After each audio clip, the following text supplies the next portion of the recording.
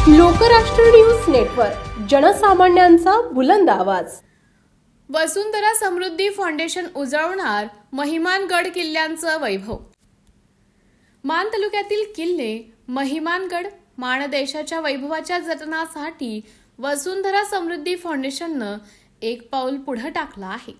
मान तालुका सातारा जिल्ह्यातील ऐतिहासिक किल्ले महिमानगड येथे वसुंधरा समृद्धी फाउंडेशन महाराष्ट्र राज्य यांच्या वतीने नुकतेच भेट देऊन किल्ल्याची सखोल पाहणी करण्यात आली।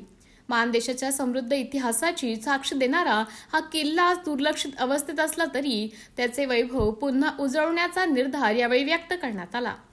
या भेटीदरम्यान किल्ल्याच्या परिसरात वृक्षारोपण करता येण्याच्या शक्यता, पर्यावरणपूरक उपक्रम तसेच किल्ल्याचे सुशोभीकरण करून त्याला पर्यटनदृष्ट्या विकसित करण्याबाबत सविस्तर चर्चा करण्यात आली।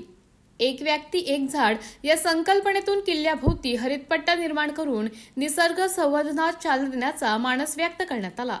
या चर्चेत अमोल एकळ फाउंडेशनचे अध्यक्ष अमोल एकळ, गांधी गडदेसर, विजय इंदलकर, मदने साहेब, सतीश धडांबे, जयवंत गोसावी, मोहन तोडकर, स्वराज्य सेवानिवृत्त पोलीस संघटनेचे अध्यक्ष मुंबई, सागर गायकवाड, बाबूराव धडांबे, सरपंच मोरे, उपसरपंच चव्हाण साहेब, बणेश्वर मित्रमंडळ महिमानगड, उकिरांडे ग्रामस्थ मंडळ महिमानगड तसेच जयभवानी मित्रमंडळ महिमानगड यांनी उत्स्फूर्त सहभाग नोंदवला।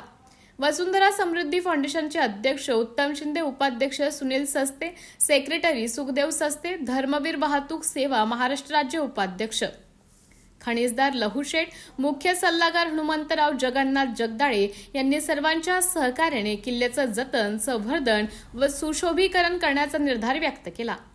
किल्ले महिमानगड हे केवळ ऐतिहासिक स्मारक नसून माणदेशाची ओळख आणि अभिमान आहे।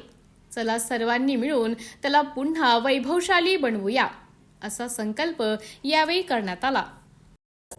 लोकराष्ट्र न्यूज, एक विचार समाज विकासाचा, वेगवान आढावा ताज्या घडामोडींचा, बातम्यांबरोबरच शेती, उद्योग, शिक्षण, साहित्य, कला, मनोरंजन आणि बरंच काही।